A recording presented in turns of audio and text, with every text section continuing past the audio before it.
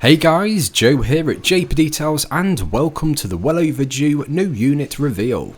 I've been on the hunt for a new unit for 12 months and I'm glad that I've finally moved into the new place after spending 2.5 years in the last. It became apparent that the old unit just wasn't big enough for any type of expansion, so I've been saving my pennies to invest into a much more worthwhile premises. It wasn't easy getting this new unit, in fact it did take quite a bit of persuading, proving and assuring. As soon as the letting agent heard the word motor trade, they got shaky feet, nervous sweats and possibly even a mild form of vertigo. The difference with a detailer versus the typical motor trade entrepreneur is that we don't tend to have an abundance of crappy vehicles leaking oil and grease everywhere, or spare parts lying around including nuts, bolts and screws. Us detailers deal with decent vehicles for the most part, but it can be a difficult stereotype to remove from the letting agents or landlords' minds. Persistence is key, as detailing is a very clean and well organised operation. Either way, I inquired about 3 or 4 different units of a similar size, and the motor trade part always proved to be an initial stumbling block to overcome. Trying to convince someone that A, you aren't a car garage is one part, then B, how you aren't even a car wash, then finally C, how you aren't even a high volume car valeter did soon become annoying. In short, it took me 2 attempts with 6 months in between to convince my new landlord that I'm actually a professional car detailer, as the words didn't even sink in the first time. If you do try and find yourself a unit in the future, then I bet you'll more than likely come up against the same stereotypical challenge. I'm not sure which part is more difficult, to be honest, whether it will be the whole ordeal of trying to convince the letting agent and landlord that you aren't a grease monkey, or finding a suitable place to begin with in the first place. Like I mentioned, it took me 12 months from initially searching for a new unit to actually finally finding one and to then get moved in.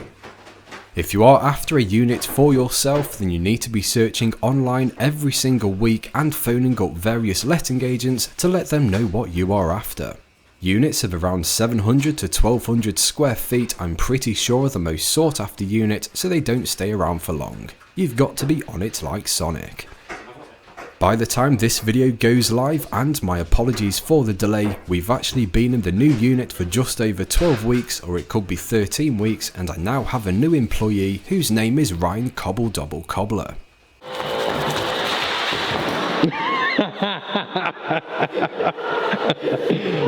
Got you on camera.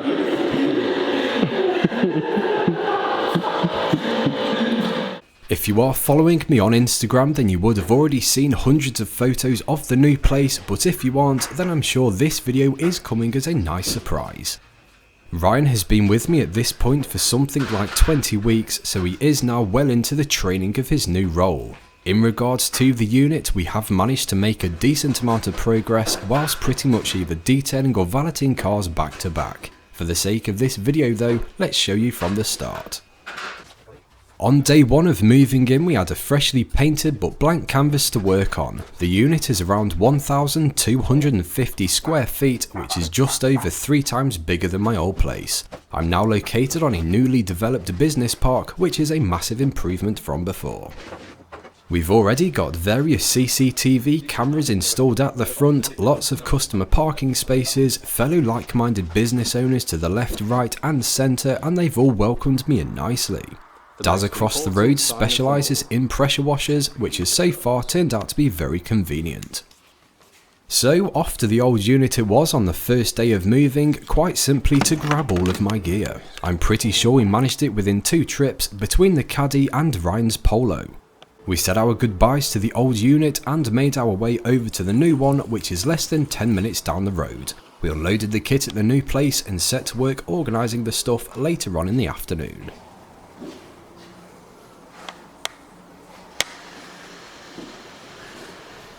One of the first jobs were to give the interior PVC walls a good clean and all of the metal girders. The girders were absolutely filthy and covered with a thick layer of all different types of dust, as they've probably never been cleaned since the units were built some 12 years ago.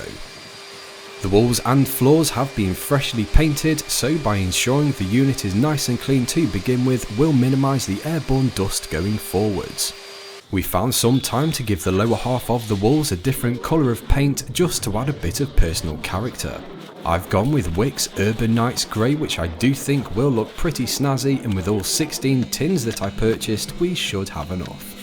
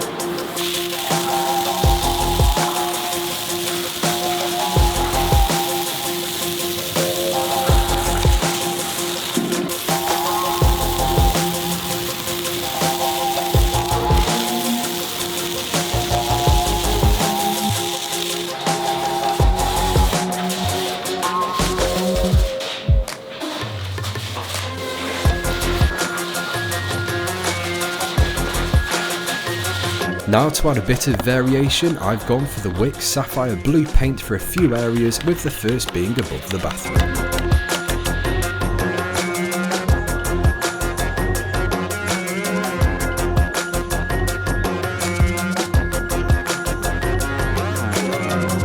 The next to be painted was the inside of the bathroom, which is now fully kitted out with a shower, toilet and a basin. The walls are going blue, so most areas have now been taped off to allow the painting process to begin.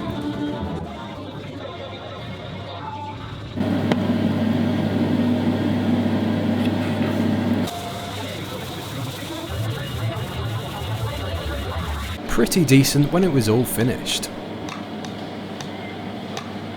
The scissor lift was next to arrive, which was pretty much plonked at the back of the unit, where it remained for a few weeks whilst we continue to work around it.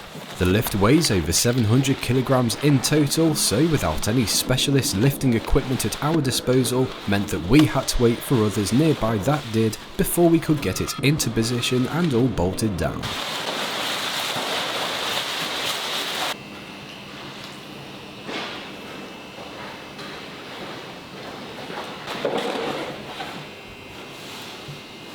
We then had the next large item to arrive, which is a mezzanine, and I had the joys of figuring out how to put it all together. In the grand scheme of things, the mezzanine is a simple construction that only requires numerous nuts and bolts to be added and tightened. It wasn't the quickest thing in the world to set up, and due to how close some of the nuts and bolts are to the frame, I soon began developing red patches and blisters on the palms of my hands. The hardest part was flipping the mezz the right way around, as I did opt to build it upside down. Not quite as easy as we thought to flip the thing over, as the total weight, considering it's pretty much completely constructed, is way more than what two men can manage. Yeah, 3, 2, 1. What do you reckon? I don't think we're going to do this just on our own. So, yeah. I think we can. Back down. Straight back. Yeah, maybe outside.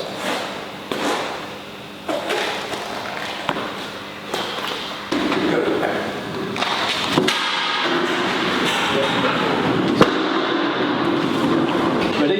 Yeah. 3, 2, Go on. Fox's 8.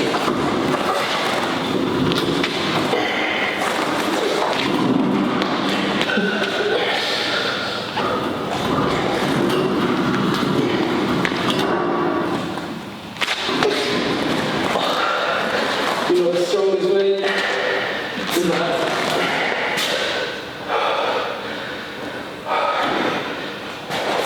We're going to have to walk it forward. Oh, you're up on here, I'm up on here.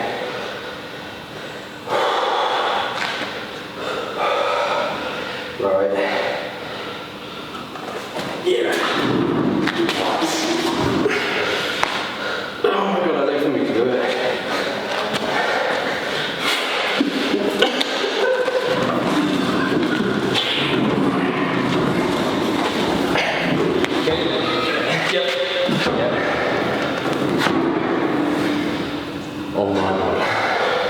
We need to get it off that wood. Oh, yeah, fucking minute. Oh. We waited a couple of days for Daz from Precious Washers in Stafford, who are located across the car park from me, to bring his forklift over to help us flip the thing over. It did turn out to be quite the precarious process, however we did manage to get the job done. The mezzanine was pushed into position and the stairs were nicely fitted. Next to go up were the floorboards to form the first floor, which only needed to be cut to size, fitted in position and then screwed down in various areas. Some cutting was required to work around our new stairs position, however I am more than capable of using a jigsaw, and later on I did actually get myself a circular saw from Screwfix. Looks alright, doesn't it?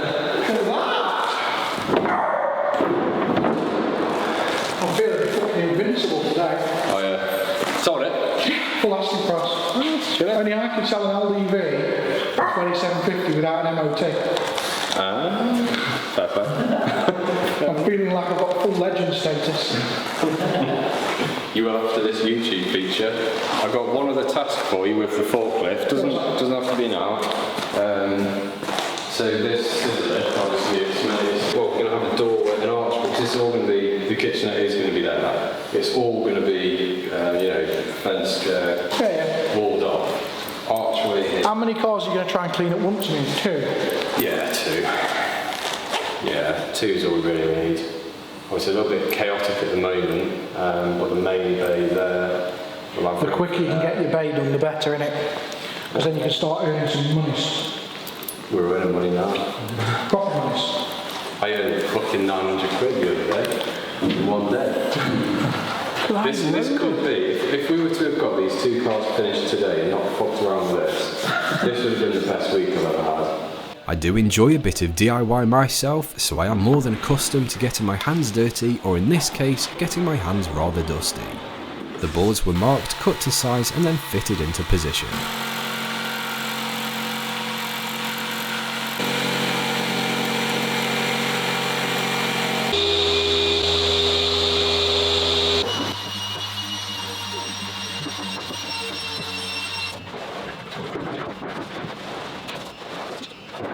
The next mezzanine arrived, which is basically going to form a walkway between the first floor of the larger mezzanine and the first floor above the bathroom. The smaller mezzanine went up easily enough, and again the floorboards were cut to size to suit our particular dimensions. I went out and bought some vinyl flooring for the whole of the first floor with 2 variations for the 2 separate spaces. A blue effect tiled vinyl flooring for the top of the bathroom and a grey wood effect vinyl which will form the floor of my new office. The vinyl was cut to size and the air vent for the shower was neatly cut in, and then it was time to glue it all down. Don't be shy with the glue, as we will want a decent bond that will outlast my lease on the premises.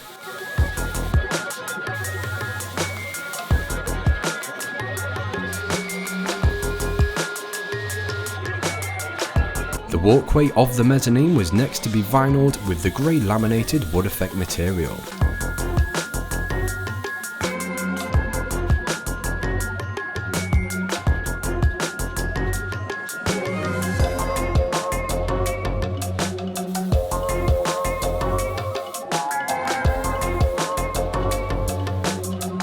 The fun started with the biggest floor space to lay the vinyl down onto, but again this task was dealt with neatly by yours truly.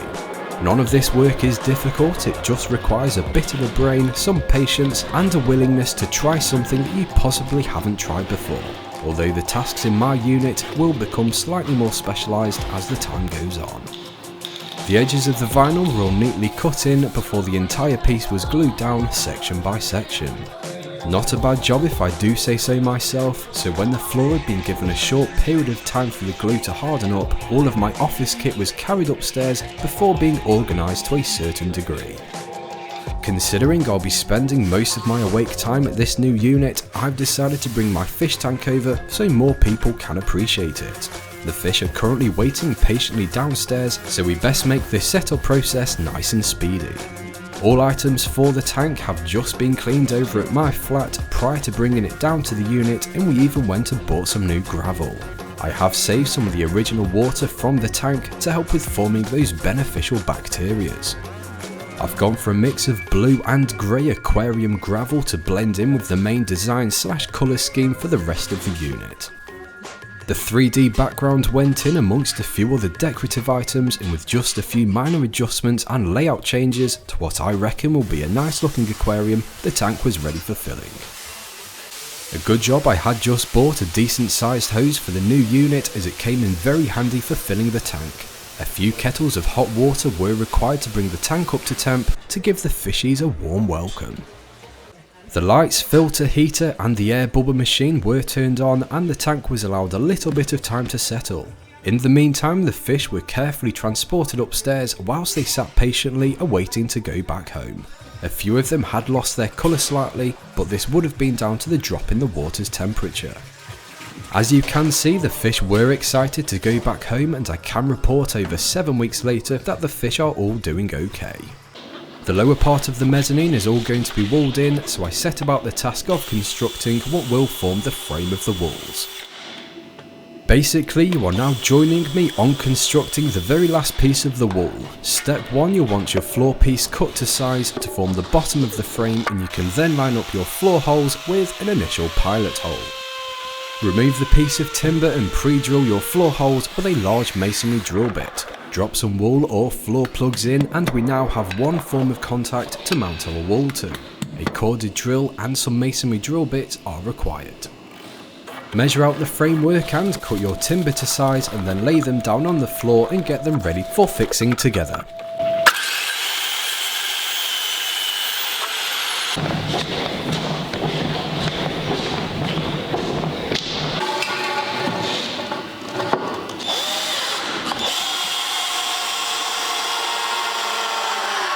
You will then want to strengthen your outer frame with various inner supporting beams, which isn't a difficult task to accomplish. Getting it perfectly even and spaced out is the hard part. With the frame securely screwed together with growing blisters on my hands, it did turn out to be a well put together structure, and one that I can guarantee will stand the test of time. The frame is lifted and put into position and then initially screwed into the floor. You can then add a few extra screws to keep the whole frame together, and you'll then have to figure out a way of securing the frame at the top. I put in a few extra wooden slats which have now been painted to secure the wall at the top and to form a level base for the glass partitioning to bolt onto at a later date. Stratton Interiors, I'm finally ready. The next task was to cover the wooden frame inside and out with sheets of plasterboard. I will be getting the external wall plastered, and it will then be painted in Urban Night Grey. The inside of the mezzanine is going to be solely painted, as a completely flush wall isn't of all that much importance. A few other tasks that I've managed to get done, including boxing in the boiler for the shower and building myself a coffin type thing, which will make sense to you shortly. Above the bathroom is going to be the racing rig area, which will be enjoyed in good time. We had a third mezzanine arrive, which turned up in white instead of black. However, I couldn't be asked to send it back to Spain, so I put it up the same day it arrived. Third one now, so you may as well call me a pro-mez expert, and within a couple of days it had been boxed in, plastered and painted. I've had my garage cabinet delivery turn up, so in haste I set it all up, and I've got to say I'm well impressed. I need to have various plug sockets and additional lighting put in, but all in good time. That pretty much sums up the unit build to date, i.e. the 12-week milestone. I've got plenty more plans for this new place, just not the time to carry everything out at once. It is a good sign that we do keep very busy detailing and valeting cars at JP Details, which makes me realise how much I actually do deserve to be in this new gaff. Here's to a very busy and no doubt stressful rest of the year. However, you can be assured that I will be hitting YouTube with force. As always, thank you for watching. Please make sure you are subscribed to the channel so you don't miss future content, and please feel free to give the like button a tickle to celebrate this new chapter for myself in the business. I'll hopefully catch you in the next one.